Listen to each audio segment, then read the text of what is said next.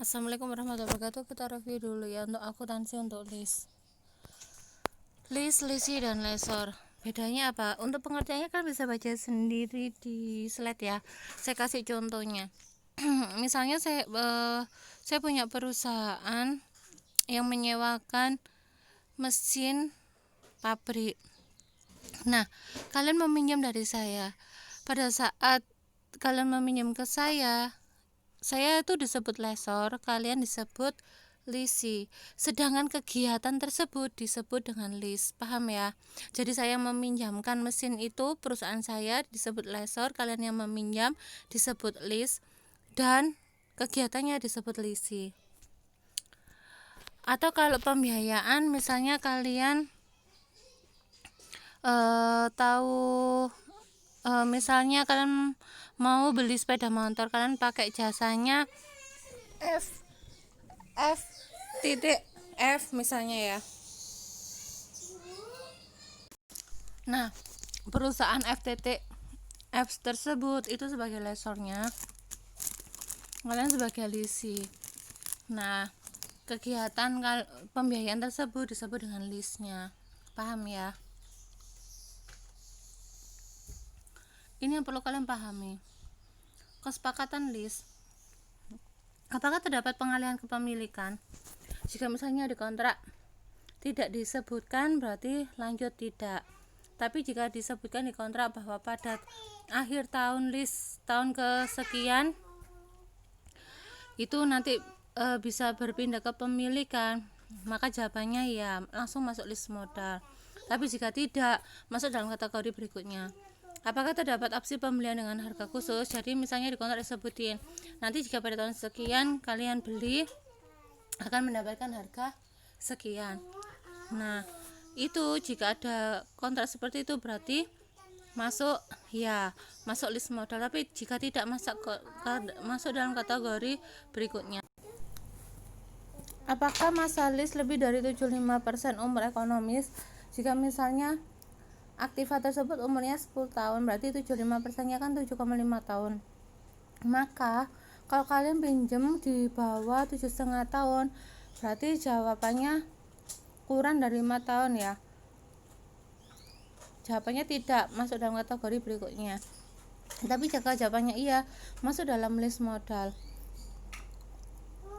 Nah, kategori berikutnya, apakah nilai sekarang pembayaran lebih dari 90% nilai wajar? Jika iya, masuk list modal. Jika tidak, masuk dalam list operasi. Sebenarnya apa sih fungsinya membedakan masuk dalam list modal atau list operasi? Fungsinya adalah untuk pencatatan ya, karena untuk list operasi sama list modal nanti jurnalnya akan berbeda. Perjanjian list. Apakah list memenuhi setiap kategori kelompok 1 sama seperti lisi? Jika tidak, masuk dalam list operasi. Jika iya, lanjut. Apakah ketertagihan pembayaran list telah dianggap layak? Jika tidak, masuk dalam list operasi. Jika iya, lanjut kategori berikutnya. Apakah pelaksanaan lesor telah selesai semuanya?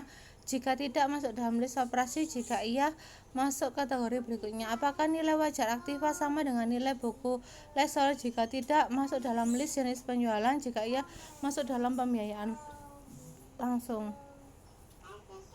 Ini ilustrasi 21/15.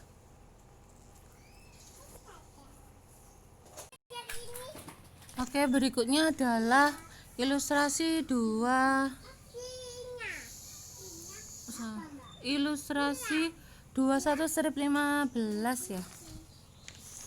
21/18 ini saya salah ketik ya, 21/18. Saya jelaskan dulu ya apa bedanya nilai residu yang dijamin sama nilai residu yang tidak dijamin. Ini kalian buka di halaman 183. Nilai residu yang dijamin itu kalian harus menambah biaya untuk menjamin dari nilai residunya. Jadi maksudnya gini, setiap aktiva kan mempunyai nilai sisa. Nah, kalau nilai residu dijamin, itu kalian harus membayar setiap kekurangan yang di bawah jumlah yang ditetapkan yang akan diterima oleh lesor berupa nilai residu pada akhir masa list. Itu yang dimaksud nilai residu yang dijamin.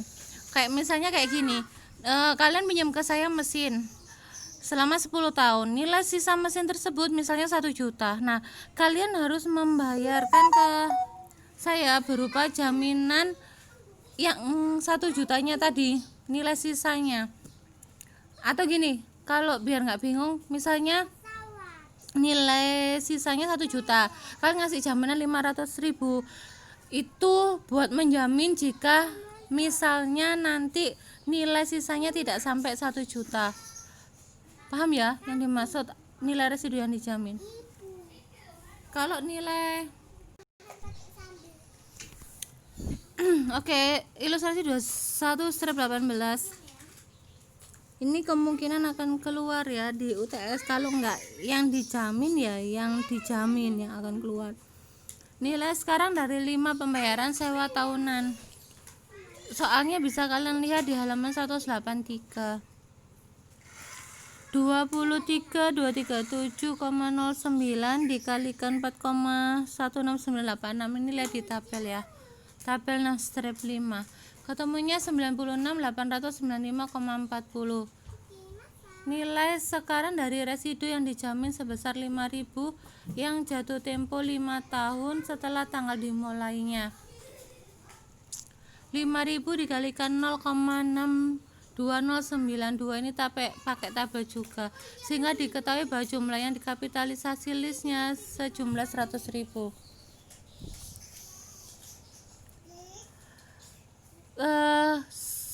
Ilustrasi 21/19. Untuk schedule amortisasi list ini sama seperti kayak AKM 1. Kewajiban listnya 100.000 dari mana? Kalian lihat yang tabel yang atasnya. Pembayaran yang A 25237,09 itu dari Oke, lanjut ya. Pembayaran list plus 25237,09. Tahu nggak itu dari mana? Itu dari 23.237. Untuk pembayaran nilai sekarang selama 5 tahun ya, 23.237 ditambah sama 2.000. 2.000 merupakan biaya eksekutorinya. Nah, ketemu 25.237. Bunganya 10%.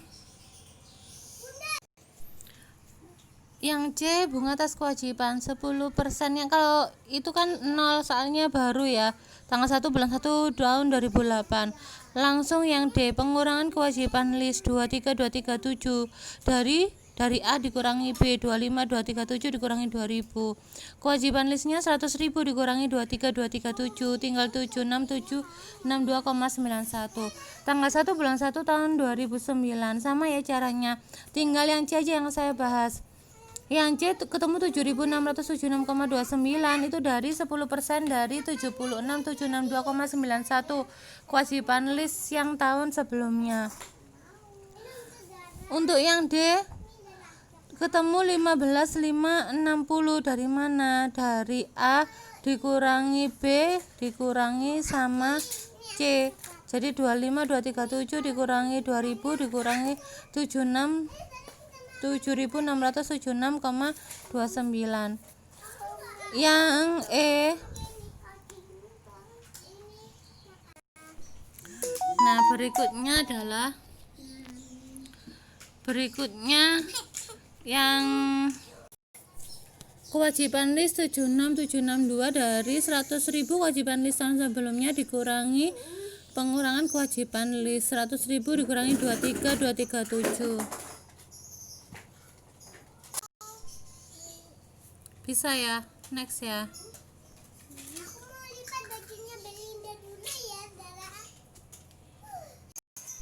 Nah, ini ada contoh soal ya untuk membedakan masuk dalam list operasi atau list modal. Nah, apakah ada pemindahan hak kepemilikan? Kita buka tabelnya. Karena tadi jawabannya tidak, maka langsung lanjut ya. Berarti masuk dalam kategori kedua. Oke. Jadi kalian kalau ngerjain kayak gini, kalian harus buka kategori yang tadi. Yang berikutnya, apakah ada opsi pembelian dengan harga khusus? Ini bisa kalian lihat di buku ya. Untuk soalnya, jawabannya tidak. Kalau tidak berarti masuk dalam kategori berikutnya. Pengujian umur ekonomi 75%. Masa listnya adalah 20 tahun. Nilai estimasi umur ekonomisnya adalah 30 tahun. Jadi umur aktiva itu 30 tahun, kalian pinjam 20 tahun, dihitung ya. 30 dikali 75%, ketemunya 22,5 tahun. Kalian pinjamnya 20 tahun, berarti di bawah 75% listnya. Kalian lihat. Kategori ketiga, apakah masa list lebih dari 75%? Kalau tadi kan kalian jawabannya tidak kan? Tidak, berarti langsung lanjut berikutnya, kategori berikutnya. Sekarang pengujian pemulihan investasi. Nilai pasar wajarnya 60.000, 90%-nya adalah 54. Kalian pembayaran sewanya adalah 6.000. PV dari anuitas jatuh tempo selama 20 tahun pada 12% itu 8,3657. PV dari pembayaran sewanya ketemu 50,194. Jadi nilai sekarang dari pembayaran list minimumnya lebih kecil dari 90%. Karena 90% dari nilai pasar wajarnya adalah 54. Tapi kalian nilai sekarang dari pembayaran list minimumnya hanya 50,194. Berarti di bawahnya dari 90% nilai pasar wajarnya. Nah, kita lihat lagi di sini. Apakah nilai pasar sekarang pembayarannya lebih dari 90% nilai wajar? Tadi jawabannya tidak kan? Berarti masuk dalam list operasi. Kayak gitu ya, bisa ya. Nah, list operasi itu seperti ya kalian kayak sewa, makanya kalian ada jurnalnya. Jurnalnya lisi beban sewa pada kas, sedangkan jurnalnya lesor kas pada pendapatan sewa. Tapi kalau masuk dalam list modal itu sama seperti kalian membayangkan kalau kalian beli tapi kalian cicil. Jadi nanti jurnalnya pun akan berbeda. Kita lihat contoh soal berikutnya. Apakah Arden Ovenco analisis list Arden Ovenco? Pemindahan hak kepemilikan nggak ada, berarti lanjut kategori berikutnya. Kayak tadi ya caranya, kalian lihat kategori yang saya share tadi. Opsi pembelian dengan harga khusus. Opsi sebesar 75.000 pada akhir 10 tahun sepertinya tidak cukup rendah dibandingkan nilai residu yang diharapkan sebesar 80.000 untuk menjamin bahwa opsi ini akan digunakan. Akan tetapi jumlah 4.000 pada akhir 15 tahun dengan nilai wajar 60.000 memenuhi kriteria ini. Dari informasi yang diberikan dapat disimpulkan bahwa kriteria 2 dipenuhi. Perhatikan bahwa baik nilai residu yang dijamin maupun yang tidak dijamin diberi nilai 0 karena lesor tidak akan memperoleh kembali aktiva yang tidak di list itu.